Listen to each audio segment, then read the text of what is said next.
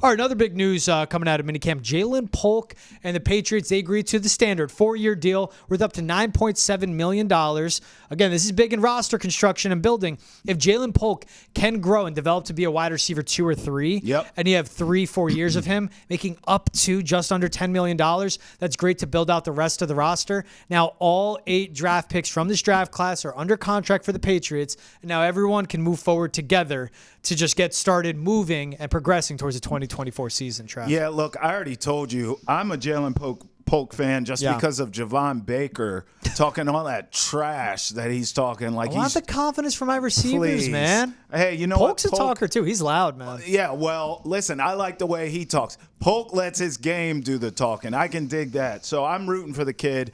I was just hoping that maybe he and the other receivers on this roster could be complementary pieces to a true number one. Perhaps a T. Higgins, who now we see it's not going to happen. He said, hey, I'm signing that franchise tender. I'll be there with the Bengals. So you take him off of the table. But look, Brandon Ayuk, all I'm saying, George, still available. Him and the Niners, not really seeing eye to eye with that contract. It's not too late, Patriots. Go make a move. Get him in here. Get Ayuk in here and pay him. And then I'm much happier about Polk and the rest of these guys because right now at this stage of their careers, they're all complementary pieces. And it's not taking anything away from him or the others, but there is not a true number one on this roster. So for now, I'm happy that Polk's here. I'm happy that all these young guys are under contract. Somebody, please, I beg of you, go make a play on the outside, please. Whoever it is, I don't care. I'm rooting for this kid, but whoever it is, go make a play. Well, you'll like that they ended the last day of minicamp with a fade route touchdown from Drake Maye to Jalen Polk. I'll take it. And Drake Maye, a guy already putting in the extra work when they get done with practice to get through the day, right, and all that. Yep. Polk, no words needed, without being said, without being asked. He's the one that's out there with Drake Maye, helping him get those extra reps. It's all about the maturation of Drake Maye, Jalen Polk, and Javon Baker. You have all 3 of those rookies signed, which shouldn't have come as a shocker. That was going to be done. Now, through the years, how do they progress? You have 5 years of team control for Drake Maye. Right. 4 years of team control for Javon Baker and Jalen Polk. Let these guys grow together. I agree with you. Still need to go out and get an elite number 1 receiver on this roster. Whether it's through via a trade this year, you know.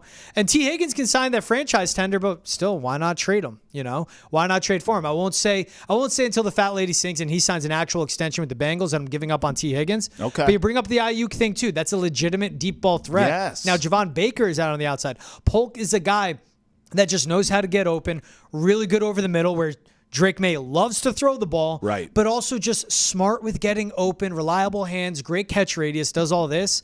The maturation of those 3, Polk, Baker, May, that's what's going to be important for this offense when you take away the offensive line.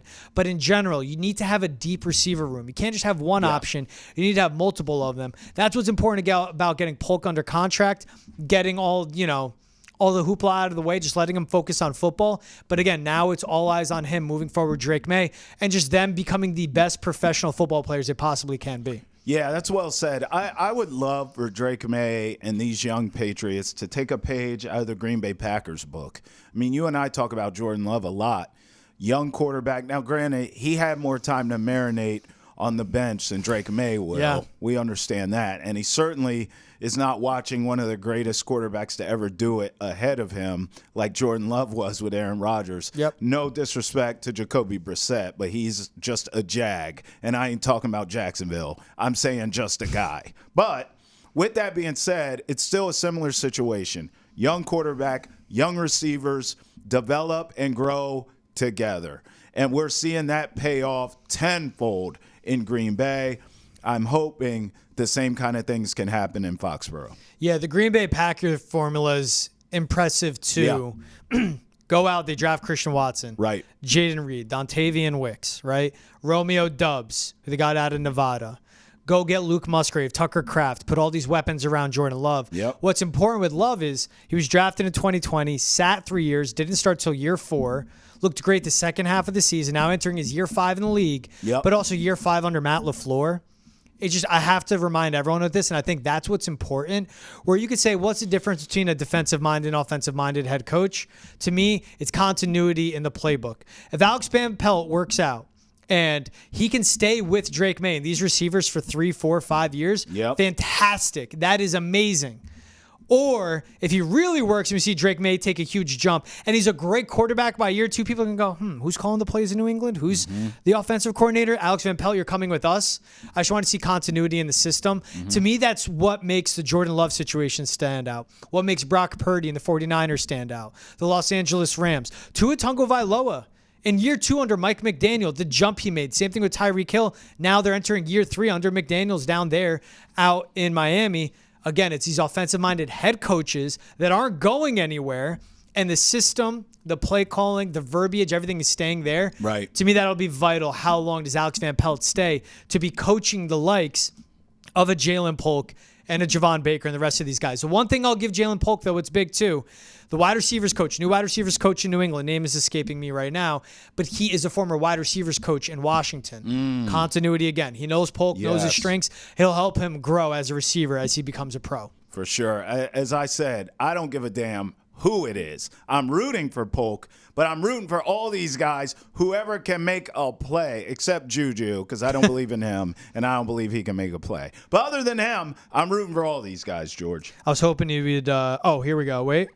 No, Taylor Embry is the running backs coach.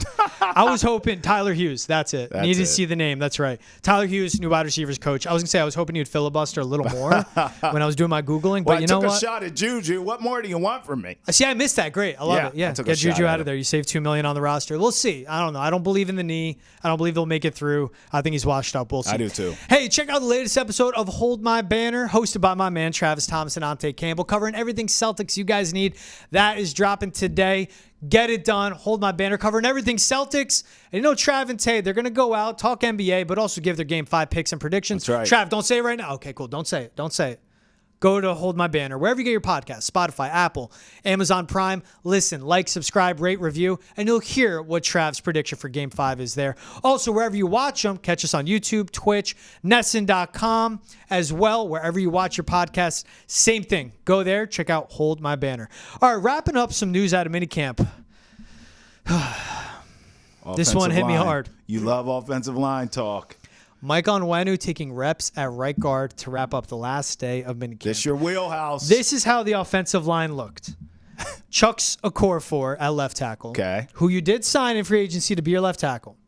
Sidney So at left guard, which I don't hate, especially with Cole Strange being banged up, could miss months. David Andrews, the vet, the captain at center.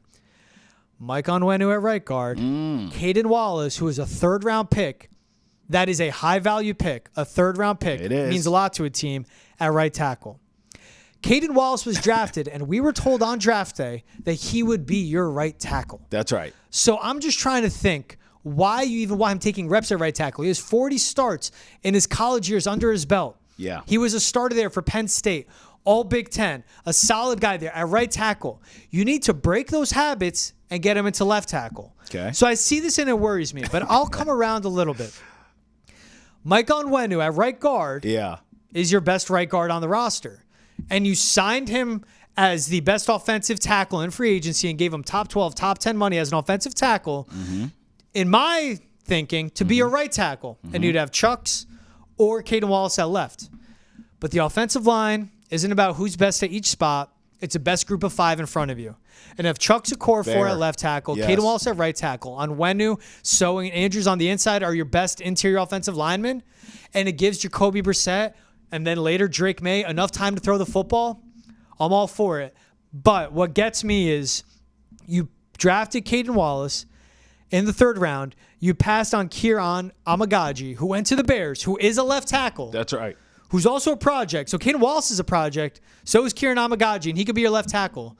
You should have went with left tackle there. So to me, there still is malpractice. It just really irks me and rubs me the wrong way. You have Caden Wallace even taking left reps at right tackle when we've been told we have confidence in him. The only reason he was a right tackle at Penn State is because Olufashinu was at left tackle. That's right. It looks like he was a right tackle at Penn State for a reason. That's because he is a right tackle. Yes. Well, listen, we'll see if he can stay healthy. But I'm thinking a lot of Ramondre Stevenson here because we know Jacoby Brissett just cannot move, okay? So if this offensive line, you have been talking about this stuff since before the NFL draft, and they did not, as you just laid out, get what they needed out of the draft as it pertains to the offensive line. So Jacoby Brissett right now is just going to be a sitting duck back there as far as I'm concerned. It sounds like you feel the same way. Now, I've told you from the beginning it's more reason to go to Drake Maye sooner rather than later, because although you're saying, hey, I don't want to get the kid beat up early in his career, Drake Maye can move. So I'm looking at this as if he's ready to go, he's developed enough with the footwork, taking the ball under center, which you and I have talked about, instead of shotgun. If he's ready to go with all that stuff, knows the offense, has a good feel for everything, get him in there. Because if my offensive line isn't great, I want someone back there who can move, rookie or not. But Ramondre Stevenson, at least early in the season, George, I think you just got to ride that train as long as you can until it goes off of the tracks. Now, we have not seen him put a full season in terms of a breakout season together being healthy.